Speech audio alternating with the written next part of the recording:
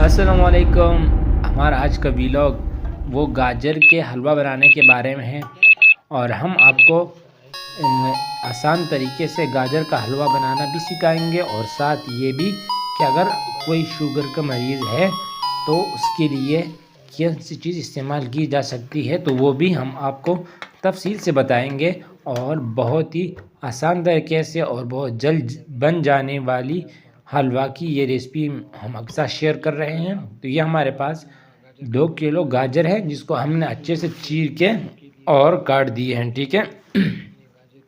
यहाँ इसमें हमारे पास कुल्ला दूध जो है वो 1.5 किलो है, बाकी डब्बे का इस्तेमाल करेंगे और ये एवरीडे खुश्क दूध हमारे पास है।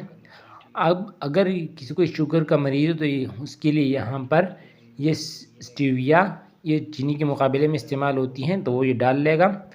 तो सबसे पहले हम गाजर की जो है वो कटिंग कर लेंगे छोटी छोटी साइज़ में, क्योंकि हम इसको कुकर में पकाएंगे और अगर बड़ी हुई तो फिर कुकर में जगह ज़्यादा घेर लेगी। तो लो जी, हमने काट लिए हैं। अब प्रेशर कुकर लेकर उसमें सारे गाजर हम डाल लेंगे। अब एक तरीका ये है कि इस तरह इसको कुकर लगा के प्रेशर लगा लें तो ये अपने पानी में पक जाए, या शॉर्ट करना हो तो दूध डाल के इसको प्रेशर लगा लेंगे, ठीक है। दूध डाल के प्रेशर लगा के कोई 6 से 7 मिनट, ज़्यादा से ज़्यादा वैसे 4 मिनट में ये पक जाती हैं, ठीक है। तो देखते हैं 5 मिनट के बाद ये देखें हमारे जो गाजर जो हैं वो पक चुकी हैं। तो सबसे पहले हम इसको मैश करेंगे जिस चीज़ से भी हो। तो ये देखें हम मैश कर चुके हैं। तो अब इसका दूध जो है वो हमने खुश्क करना है, ठीक है।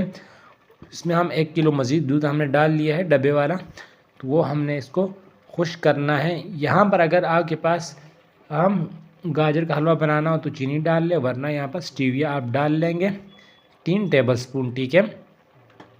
2 किलो की एतबार से हम यहाँ गाजर का हलवा बना रहे हैं। और अब इसको अच्छे से मिक्स करके यहाँ पर जब दूध खुश्क हो जाए तो यहाँ पर देसी घी अगर हो तो वो ज़्यादा बेहतर है, वरना हाफ कप यहाँ पर हम घी डाल लेंगे, ऑयल डाल लेंगे।